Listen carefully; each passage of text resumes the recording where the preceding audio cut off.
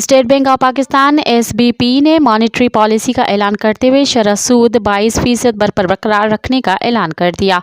Governor state bank Jamil Ahmed की सरबराही में मॉनेटरी पॉलिसी कमेटी का इजलास हुआ, जिसमें मुल्की मुआशी सूरत हाल का जायजा लिया गया और शरह सूद में रद्द बदल न करने का फैसला किया गया। प्रेस कॉन्फ्रेंस करते हुए governor state bank Jamil Ahmed ने कहा कि शरह सूद 22% पर बरकरार रखने का फैसला किया गया है।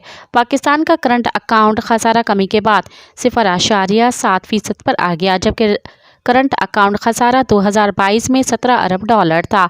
इस वक्त ज़र्द मुबादला ज़खायर $8.3 अरब हो गए हैं। इसके अलावा एक्सटर्नल अकाउंट की सूरत हाल भी बेहतर हुई है। मज़ीद ख़बरन ऐं तफ़सीलात लाइ विज़िट कयो असांजी वेबसाइट www.awamiNewsHD.com ऐं ॾिसंदा रहो अवामी न्यूज़ HD।